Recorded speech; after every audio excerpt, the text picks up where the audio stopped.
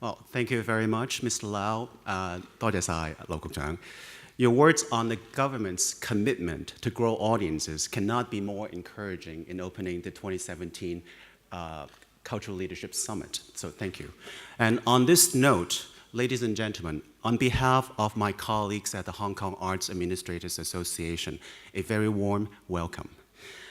21 years ago, with a degree in piano performance and another one in business, I was lucky to land my first arts job in Hong Kong as the audience development manager at the Hong Kong Philharmonic Orchestra. Well, I couldn't really ask for a better head start for my career, but quite honestly, I had no idea what that job was about. And despite the job title, the audience development manager, my day-to-day work was a potpourri of music education programs, which included herding musicians to schools for chamber recitals at the crack of dawn every day, and also to busing kids to the concert halls for short orchestral concerts. So my question I ask myself every day, and how does that grow audience? And so don't get me wrong, it's the happiest time in my life because the kids were happy, I was happy, my teammates were happy. So everybody was happy, but I couldn't quite see the progressive values of what I did until later. And so the following 21 years saw me changing jobs, switching countries. I moved away and came back, and crossing over different arts disciplines. And the more I see and the more I dig deeper through the many layers of managing the arts, the more I realize that the growing audience is inseparable from growing the excellence of your own arts, as well as the full capacity of your own organization. It's a job that is actually not confined. Growing audience is not confined to just the marketing department, like the urban myth tells you. The poor souls who have to shoulder the accountability when your performance doesn't sell, or your exhibition doesn't really perform, underperforms at foot traffic. And when the poor souls actually have very little to say about the programs that's actually being produced or curated. So growing audience is really about the whole company putting forward the best efforts. And also, times are very different now than 21 years ago when I first started. I still remember the days when there were no websites, no Facebook, and no Instagram. That's how old I am. And for mental peace and quiet, I think those were the best days, really. But seriously, the ever-evolving technological advances, which I can hardly keep up with, provide great potential in tracking, profiling, and growing your audience. So ignore it at your own peril. As I said earlier, growing audience is also not an insular pursuit where you lock yourself up in your own offices to think up storms of creative ideas. It's about constantly on the pulse of what's going on outside of your organizations. There are so many social and demographical changes that will impact on how we grow our audience and how we grow our arts. Shifting population mix in our city, the recognized diversity of ethnic special needs and sexual orientation groups in our community, and also what really makes our young audiences tick.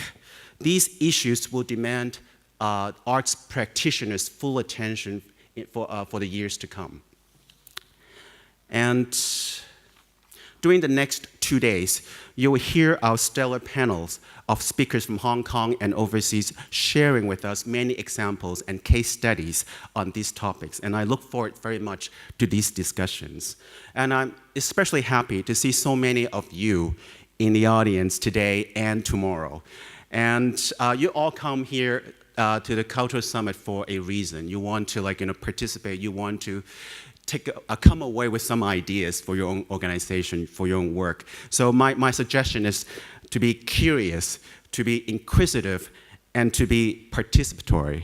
And do ask questions. There are many opportunities for you to ask questions and share your own stories and find inspiration. That's, I think, one of the most important things that I want to see happen within the event.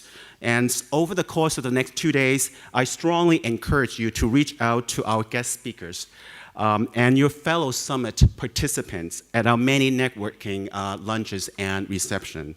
And well, I can see this is early in the morning, and I can see all of you a little bit shy or a little bit quiet.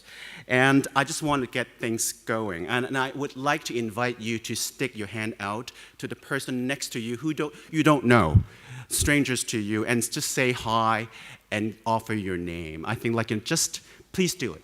My name is Paul. Happy to meet you here. I want to grow audience.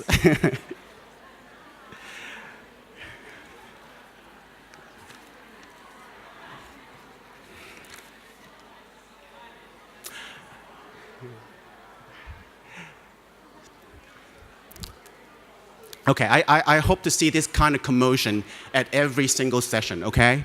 All right, so, I